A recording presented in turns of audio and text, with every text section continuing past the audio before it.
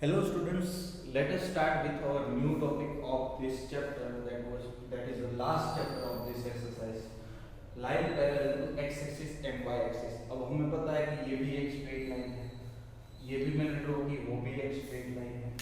दोनों का इक्वेशन क्या हो सकता है, क्योंकि हमने बताया कि चैप्टर में linear equation in two variables, तो ये लाइन जो दिख रही है वो भी टू वेरिएबल में हो सकती है, क्योंकि हम कार्टेशियन कोऑर्डिनेट सिस्टम में दिखा रहे हैं। तो ये स्ट्रेट लाइन है, दैट मीन्स उसका कोई ना कोई इक्वेशन होगा। सिमिलरली यहाँ पे ये भी स्ट्रेट लाइन है और कार्टेशियन कोऑर्डिनेट सिस्टम में है, तो उसके हिसाब से उसका भी कुछ इक्वेशन होगा। एक्चुअली एक्स एक्सिस का भी कुछ इक्वेशन हो सकता है, क्योंकि ये भी स्ट्रेट लाइन है कोऑर्डिनेट सिस्टम में। सिमिलरली वाई का भी कुछ इक्वेशन हो सकता है। तो पहले उसकी बात कर रहे हैं कैसे फाइंड कर सकते हैं। तो देखो इस पे कहीं पे भी कोई भी पॉइंट ले लो ये लाइन पे, तो उसका देखो यहाँ पे 1 0 हो सकता है, ये पॉइंट 2 0 हो सकता है, सिमिलरली ये पॉइंट 3 0। लाइकवाइज इस लाइन पे कोई भी पॉइंट हो उसका जनरल फॉर्म a 0 हो सकता है, यस a 0 हो सकता है। तो अब इसका इक्वेशन फाइंड करना है, तो सपोज मैं यहाँ पे x plus Y is equal to 0 करना पड़ेगा, क्योंकि यहाँ पे ऑलवेज इक्वेशन तो लास्ट में क्या आने वाला है, 0 ही आने वाला है। अब देखो यहाँ पे 1 डालते हो तो 1 प्लस 0 तो 0 नहीं होने वाला, 2 प्लस 0 तो 2, 3 प्लस 0 तो 3, ऐसे तो हर एक के लिए चेंज नहीं हो सकता। तो यहाँ पे क्या कर सकते हो, अगर मैं यहाँ x की वैल्यू के साथ कोएफिशिएंट अगर 0 होता तो क्या हो जाता है, 0x plus Y is equal to 0। तो देखो अब x का इक्वेशन फाइंड करना हो तो that will be y is equal to 0। क्यों y इज इक्वल टू 0, क्योंकि इस लाइन पे कहीं पे कोई भी पॉइंट हो उसका y कोऑर्डिनेट क्या आने वाला है, 0। x कोऑर्डिनेट कुछ भी हो उससे कुछ फर्क नहीं पड़ेगा, क्योंकि देखो अब चेक कर लो, ये पॉइंट इसके ऊपर आ रहा है, यस आ रहा है, ये पॉइंट भी आ रहा है, यस, ये भी आ रहा है, ये आ रहा है, ये भी आ रहा है, ये आ रहा है। तो हर एक पॉइंट है वो इस पर्टिकुलर लाइन पे है। तो लाइन x एक्सिस का इक्वेशन फाइंड करना हो तो that will be y is equals to 0। Similarly अगर y एक्सिस का चाहिए तो y एक्सिस पे कोई भी पॉइंट आएगा तो 0 1 0 2 0 3 इस तरह से आएगा। तो इसका इक्वेशन लिखना हो तो क्या लिख सकते हैं, x plus Y is equal to 0। But ऐसा करने जाओगे तो 0 फिर हर एक के लिए अलग आएगा, तो यहाँ पे क्या कर सकते हो 0, तो इसका इक्वेशन क्या हो जाएगा, x इज इक्वल टू 0। अब हर एक पॉइंट है वो इस पर्टिकुलर लाइन पे आएगा, तो हम लिख सकते हैं कि equation of x axis is equals to y is equals to 0 and y axis is equals to x is equals to 0।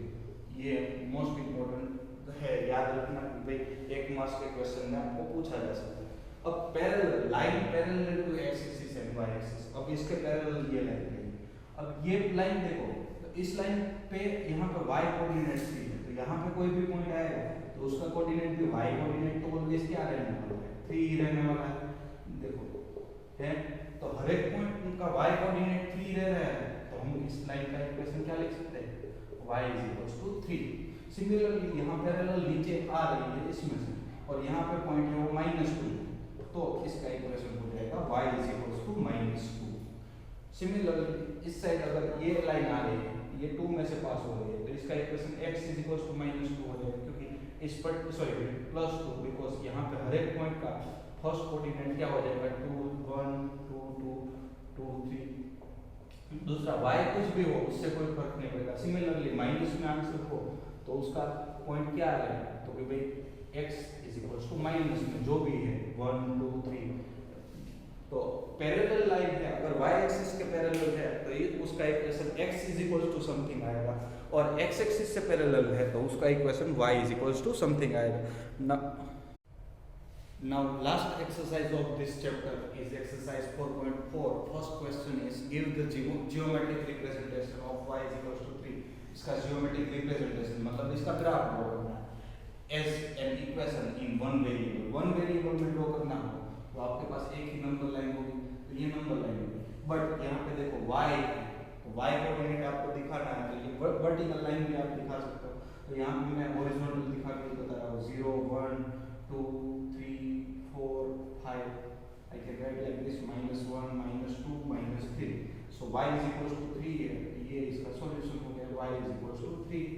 Now दूसरा इक्वेशन उसी में ही है, इन टू वेरिएबल में दिखाना है तो कार्टेशियन कोऑर्डिनेट सिस्टम में दिखाना पड़ेगा। सी यहाँ पे ओरिजिन आ जाएगा, यहाँ पे x आ जाएगा, यहाँ y आ जाएगा। अब y इज इक्वल टू 3 है, इसका मतलब ये लाइन किसके पैरेलल होगी, x एक्सिस के पैरेलल होगी। x के पैरेलल मतलब यहाँ पे 1, यहाँ पे 2 और यहाँ पे 3 और यहाँ पे 4 है, तो y is equal to 3 line है वो कुछ इस तरह से मिलने वाली है। So that would be your answer, y is equal to 3।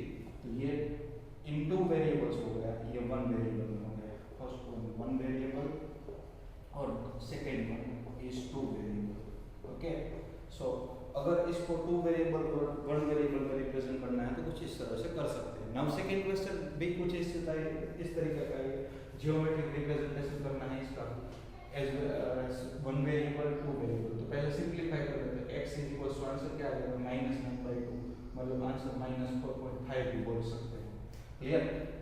अब इसका रिप्रेजेंटेशन करना है तो रिप्रेजेंटेशन किस तरह से कर सकते हो, ये लाइन कुछ इस तरह से होगी 0 1 2 3 4 -1 -2 -3 -4 -5। तो इन दोनों के बीच में मतलब ये -9/2 हो गया, तो ये इक्वेशन कौन सा होगा, x इज इक्वल टू -9/2 या तो 2x + 9 is equal to 0। Same way उसको ये वन वेरिएबल रिप्रेजेंट हो गया। अब टू वेरिएबल में रिप्रेजेंट करना है तो टू वेरिएबल के लिए आपको कोऑर्डिनेट सिस्टम बनानी पड़ेगी। तो कोऑर्डिनेट सिस्टम कुछ इस तरह से बनेगी, यहाँ 0 1 2 3 4 1 2 3 4 5 ये सब माइनस में माइनस, सिमिलरली -1 -2 -3 -4 एंड -5 1 2 3।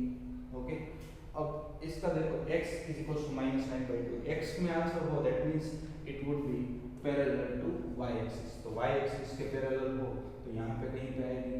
अब पैरेलल कहाँ पे आ रही है, -4.5, तो 4 और 5 के बीच में से, तो 4 और 5 के बीच में से कुछ यहाँ पे ही मिलेगी। So that would be your equation 2x + 9 is equal to 0। So here we have completed our chapter number 4. In this chapter what we have learned, पहले तो इक्वेशन इसको बोलते हैं लीनियर इक्वेशन। लीनियर इक्वेशन के बाद दूसरा पार्ट क्या होगा, तो कि भाई उसका स्टैंडर्ड फॉर्म, स्टैंडर्ड के फॉर्म के बाद a b दोनों जीरो नहीं हो सकते साथ में।